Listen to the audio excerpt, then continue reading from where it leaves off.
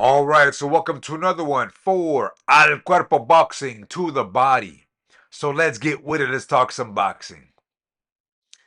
So let's continue, man. Terrence Crawford versus Canelo Alvarez. Or, I'm sorry, I should say Canelo Alvarez versus Terrence Crawford.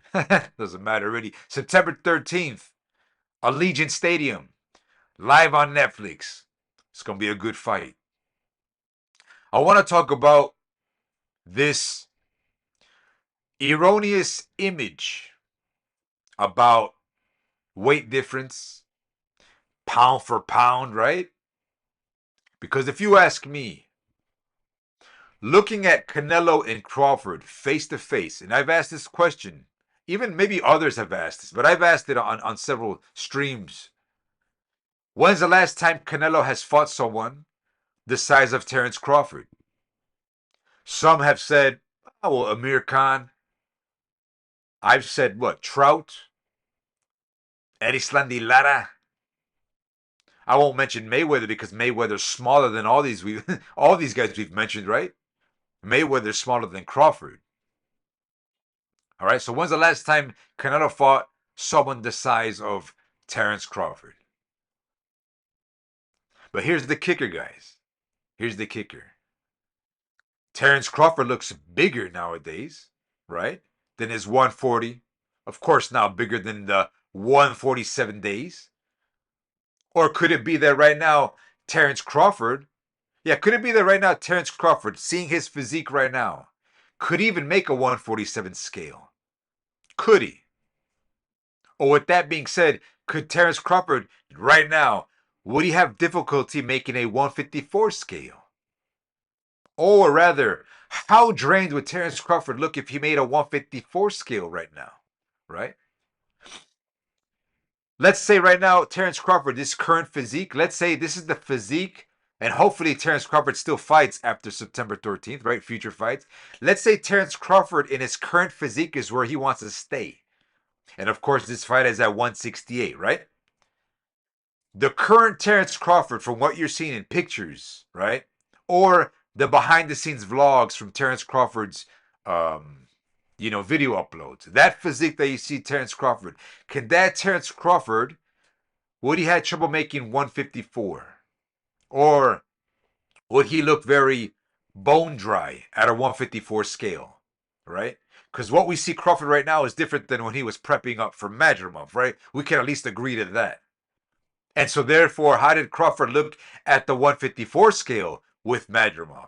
If you say Crawford looked great in the Madrimov scale, right? Well, what does that say now, though? Right now that Crawford is adding more weight, supposedly, I don't know, right? More muscular, bigger. What does that say now? Can Crawford make a 154 scale looking the same as his 154 scale with Madrimov? Would we see the same Terrence Crawford? If you say no, if you say nah, Crawford will probably be at 160 now if he fights after September 13th, which I'm sure he will, right? By the way, I'm still picking Canelo Alvarez to win, right? There's still some champions at 160. Crawford's fighting the best right now at the undisputed king at 168. So of course he has no problems fighting a former sparring partner like Adames or fighting a Lara. Give me a Janabek fight. That's good fights, right? So what does it all mean? If Crawford coming back at 160 doesn't look bloated, he still looks chiseled, like, damn, that's an all-American physique right there. That looks good. What does that mean, guys? And I've said it before. Terrence Crawford could have already been a middleweight champion, guys. He could have already been a middleweight champion. So why hasn't he been at middleweight? Why hasn't Terrence Crawford fought more at 154? Right? SNAC, guys. SNAC. SNAC, the best in the game. The best facility in the game. Run by Victor Conte that knows everything in the game. In sports. On how to prep up at optimal and high levels in performance, right? So he knows how to set you up for a fight at 160. Right? Right now we're selling him, we're selling the idea of Crawford having success at 168. If you guys don't want to give any credit to SNAC, hey, that's on you. But in theory, Crawford has been with SNAC for how many years? Crawford could have been a middleweight champion by now, guys. Right? Let's say Crawford and Canelo never even existed as a narrative. With SNAC, Crawford could have already been a 154 champion, which he has, right? He's become one when he beat Madrimov. He could already beat any guy at 160, right? If you guys really believe, yeah, man, Terence Crawford is leagues above Adames, leagues above Lara, leagues above Janibek, then Crawford would have already done that. Crawford would have already told Turkey, yo, you know what? Give me one of those guys at 160 because I can beat them, no problem. And then after that, you know what? Give me Canelo Alvarez. It could be maybe Turkey never didn't want those. It might be that Turkey said, okay, you mentioned Canelo. I'll give you the Canelo fight, but that's it. But I won't get you the 160 champions. Could it be that? My thing is, guys, Terence Crawford's physique, right now, what you see, I see a nice all-American badass physique from Terence Crawford. Doesn't look bloated. That's expected to look muscular, right? All-American athlete. It's expected his physique. So what does that mean? That Terence Crawford could have already been in this physique years back. Let's forget numbers. Let's forget 168, 160, 154. Just look at Terence Crawford right now. What you see Terence Crawford right now, if you like that physique and you're acknowledging that physique and you acknowledge Terence Crawford's work ethic in the gym along with being with SNAC, if you acknowledge all that, what you see right now with Terence Crawford, it means Terence could have already been at 160, guys. So what does that mean right now? Does that mean is Terence Crawford really coming from 147 or 154 to fight Canelo? Or more so, I see a middleweight. I see already a middleweight going up one division to fight Canelo Alvarez. Right? Who knows? I say Canelo's been lazy in his performance. I think Canelo's been kind of lazy in his career too. Right? The money talks. But the same thing could be said with Terence Crawford. He was at 147, right? He's the all-American commodity, right? Terence Crawford is the American star. In theory, he can get any fight he wanted from 154 or 160, maybe even 168, right? If Terence Crawford always wanted to be in that Mount Rushmore position, right? Well, why not be the champion at 168? Why didn't Terence Crawford say to the public, or why didn't Bomac, why didn't industry, why didn't American industry say, you know what? Yo, Terence, go steal Skull's belt. Go and fight Skull, right? Why didn't they entertain that narrative when Canelo was going to fight Berlanga, right? Because supposedly Canelo ducked Skull, or it can be interpreted like Canelo didn't need Skull, right? All right, so Canelo dropped the belt. Skull became champion, right, at 168. If that was the opportunity, right? Forget Turkey wanting Canelo versus Crawford post Canelo Skull. Let's imagine that the business was always there. Let's say Turkey said, you know what, hey, Crawford, why don't you just fight Skull? Why don't you go get that belt? Because we could still make unification, right? Did you guys ever think about that? Terence Crawford could have probably made an offer to Skull. Who knows when, right? For Skull's belt. I don't know how much pull there is in the organizations to even make a fight like that. But if there was like worst case scenarios without Turkey, well, I shouldn't say without Turkey, because Turkey's the one that's, controlling all the business. But Crawford, in theory, could have taken Skull's belt, and that means Canelo would have to see Crawford regardless, right? If Riyadh sees in the Saudis, if they wanted to sell undisputed at 168, right? Former undisputed champion Canelo Alvarez versus the current new champion at 168, right? Skull's belt. Why didn't Crawford's team say, you know what, give me the Skull fight? I want Skull's belt, because Canelo's gonna have to see me. If Canelo wants that last belt, Canelo's gonna have to see me. We didn't hear that. But at the same time, here we have Terence Crawford prepping up for 168 to fight Canelo Alvarez. So I see some fumbles. I see some fumbles about the making of Canelo Alvarez versus Terence Bud Crawford. I keep saying it, guys. I think Terence Crawford is the goods. Terence Crawford is the last great American star to represent American boxing. Right? with SNAC on top of that, with SNAC. I mean, that's a plus, right? The strength and conditioning of SNAC is going to prep you up for any division between 154 or 168. I mean, does Crawford, did he really need Canelo Alvarez, guys? Maybe what I'm cryptically insinuating, what I'm getting at, and a lot of fans hate me for this, and I say there's nothing wrong with it, man. Crawford's a good guy. Canelo's a good guy. They're both family men. They want to feed their kids. Crawford's got a lot of kids. All right. You want to be healthy for your kids. If some rich Saudi guy is going to offer you 50 plus million, of course you're going to take that in a heartbeat, right? But is that really what Terence Crawford wanted before even Turkey existed? Did Crawford even want a challenge? Let me repeat that. Did Terence Crawford really ever want a challenge with Canelo Alvarez if Turkey wasn't even in the picture? Right? Think about that, guys. A lot of radical Bud fans. And by the way, I would like to see Bud dethrone Canelo Alvarez. That's a hard ass task. That's a hard ass task to do. But it brings the best out of great motivation. Like, damn, how am I gonna slip shots against Canelo? What am I gonna do when I take Canelo's power, man? If I was getting clipped by Madrimov, if I was getting clipped by Mean Machine, even Sean Porter, I've been clipped by those guys. What am I gonna do when I get touched by Canelo?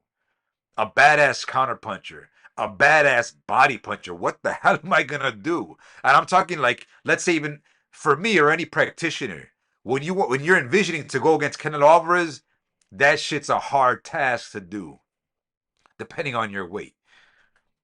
If you're a practitioner anywhere from, let's say, 160 pounds up to 190 pounds, maybe even 200 pounds, to go against a Canelo Alvarez in gym regimens and routines, that shit's a hard task to do. All right. Again, Crawford said there are weight classes for there's reasons why we have weight classes, right? I'm even forgetting the catchphrases, right? There's weight classes for a reason.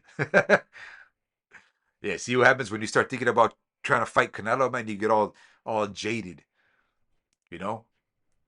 So guys, is it possible that Terence Crawford is only doing this fight to get the bag, to get more fights on Riyadh, and, you know, we all want to say we know boxing. Yeah, boxing isn't perfect. Fans cry about corruption, right? Fans cry about corruption. That a fighter could do this, but this fighter can't do that. A lot of inconsistencies. So fans get upset with me when I'm thinking, yo, if I'm Terence Crawford, you know, me, let's say even like with me, if I was offered some miracle, if I became some YouTube idiot and they said, yo, you have a chance to fight Canelo for 2 million, you know, 2 million. I'm like, hells yeah. You know, as a matter of fact, I'd even do it for 20K, to be honest with you. I'd do it for 20K easily. All right. Most likely, obviously, in my head, I can't beat Canelo Alvarez. Hell no. I can't. I can't beat Canelo Alvarez. But what I do know is I'm gonna take that check. You know? What I do know is I'd rather get smashed in a body shot than to take some crazy right cross on the brain, man. I'm speaking from experience too, man. Like, yo, that memory and brain cells, they matter, especially at my age. I'd rather take a body shot, you know, and I won't beat the count on purpose by design. I'll tell my coach, yo, this is what we're gonna do. Don't you guys think that Crawford? There's a slight possibility they're thinking about that, guys. Or do you really think it's pure? You know, this is why I always make fun of fans. Like, yo, apologize to the clownage that you guys are doing with Jermell Charlo, because let's say Jermell Charlo was a bona fide, real experience that Crawford. I mean, that Charlo wasn't just doing it for the bag. He really wanted to try and beat Canelo, right? But when you're taking that firepower in return, it's different, right? That nervousness kicks in. You know, the adrenaline rush, the fight or flight kicks in over adrenaline. And you're like, damn, you know what? Nah, I just can't do anything. So what do? I'd rather be on my bike. Yeah, I'll go back to my fundamentals. I'll at least play the game. I'll play the defense, right? So we do know, like Crawford in his mind, Crawford knows for a fact he's smaller than Bivol. Crawford knows he's smaller than Kovalev. Crawford knows he's smaller than Jermell Charlo. Crawford knows he's smaller than Danny Jacobs. And so forth and so forth. Crawford knows his physique. If Crawford were a heavy bag, Crawford knows he's lighter than Berlanga. All right? All right, guys, the force, the power that Canelo throws from his body, that inertia, right? When it transfers into a heavy bag like Berlanga, that same power, assuming Canelo's going to throw the same force that he threw on Berlanga, that force power is different than a heavy bag of a Terence Crawford. That's just a fact, guys. When you see Canelo Alvarez winging that massive left hook on William Skull, right? When they're on the ropes, and you saw Skull's body jar back, that power, guys. A William Skull that's bigger than Terence Crawford, guys. William Skull is a 175 pounder, guys. He's big. William Skull and Dimitri Bivol is the same. They're the same size. So again, what I see is, knowing Canelo Alvarez, guys, as we all say, they like to say, well, the best comes out of said fighter, right? We know that. The best of Terence Crawford comes when he's fighting the best, right? Same thing could be said with Canelo Alvarez, right? Let's say the last American slickster or last American guy that has good footwork, good counterpunching, good reflexes, and is big. Who was that, guys? Danny Jacobs. Danny Jacobs, All-American, bigger than Terence Crawford. A Canelo Alvarez that could take Danny Jacobs' power at 160, guys. Okay? And what did we see? What highlights do we know of Canelo in the Jacobs fight? All right? I mean, you don't just make up those moves unless what? Was Jacobs paid to do that sequence when Canelo was doing that defensive slickness? Was Jacobs paid to do that, like on the side? I doubt it, guys. All right. So what I'm seeing in this fight, Canelo versus Crawford, I think Canelo is also going to want to make a statement. You know, he's going to want to make a statement. Canelo perhaps wants to make a statement better than what we saw in the Jermell Charlo fight. Canelo said he was disappointed in the Jermell Charlo fight. Right? Maybe we might see some stuff from Canelo in the Plant fight, right? Where Canelo too, kind of coasting in that fight. At times being kind of a clown, lazy, right? Doing some slippage, right? You guys remember that fight with Plant? So can we see that in this fight? You know? Canelo, man. Ducking, dodging some shots with that badass waist movement. Is Crawford going to be able to land a lot of fast, speedy shots that Crawford's known for? I hope so. That's going to make a better fight. But in my honest opinion, I think Canelo's pressure, that mental pressure, for those of you that even know sparring, that mental pressure, you know? Because here's the thing. Here's one thing I've noticed. And I give industry and pros benefit of doubt for this. I think the other way, but I give him benefit of doubt of this. If Canelo Alvarez is really slipping, let's say he looks garbage in Munguia, Berlanga, Skull, right? Which, by the way, I think that's by design from Team Alvarez. By design. I think you guys know me. I think Canelo Alvarez is a narcissist, man. He likes to get punched. It's that machismo, right? We like to applaud fighters, greats, legends. Yeah, they was good fights. Machismo, as if Canelo Alvarez can't do that either. Come on, guys. This is a Mexican we're talking about. A Mexican power puncher. How is that machismo not there? What I'm thinking is also, if we want to say the best comes out of Crawford in the toughest fights, the same thing is going to come out with Canelo. The difference is, though, I don't think this is a tough fight for Canelo Alvarez. I just think Canelo's going to show up in this fight. He's going to wake up. You know, sometimes when you have a badass coffee, or sometimes you just wake up and you're like 100% without any coffee. I think Canelo's going to choose to do that in this fight. He wants to make a statement. Canelo wants to make a statement that he's about to fight the last American great in Terence Bud Crawford. Canelo wants to prove that Terence Crawford should have already been a middleweight. You know, maybe that's not a knock on Crawford. Maybe Crawford had some heldbacks in his career. But as far as I know, Janibek is also a middleweight. I don't know the time frame, and I don't care about the time frame, but the opportunities for Terence Crawford to have fought 154 pounders and 160 pounders, maybe even 168 pounders that were with top rank, right? I mean, isn't Lester Martinez and Steve Nelson, aren't they? I mean, those are their stablemates. He's not going to fight them, right? But guys, I think this is a middleweight versus a undisputed 168 super middleweight king, right?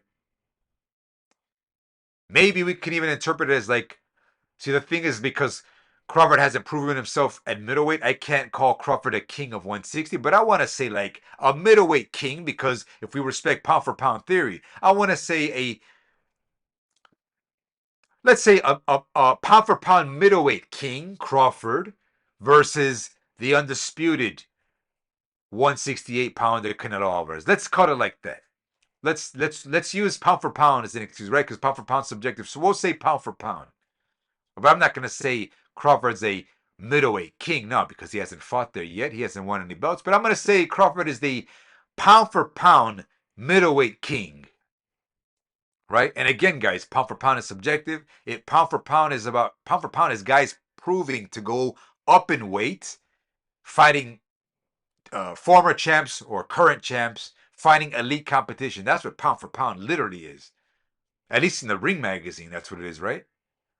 Fighting the best when you're going up in weight. That's what I got, guys, on this one, man. Let me know what you guys think in the comment section. Do you guys think Terence Crawford could have already been a middleweight champion? Given what you see in his walk-around weight, in his physiques, compared to Canelo Alvarez, given that Terence Crawford is with SNAC, the best preparers in the game, that in theory can help you go to higher weights, couldn't he already done that? Or was it better to be in the comfort zone of 147 and 154 because of, let's say, bad business moves or promoters holding you back? Who knows, or whatever. That's not a knock on Terence Crawford. But again, guys, why do I even say all this? Because we've heard Terence Crawford say it when he was asked, even a couple years back. Hey, Terence Crawford, right now, when you put him side to side to Canelo, they ain't that much different in weight, guys. This same Crawford said weight classes matter for a reason. Weight classes matter. That's what Terence Crawford said when he was asked about having a fight with Canelo Alvarez. That's what I got on this one, guys. For another one, Al Cuerpo Boxing to the Body. Peace out, guys.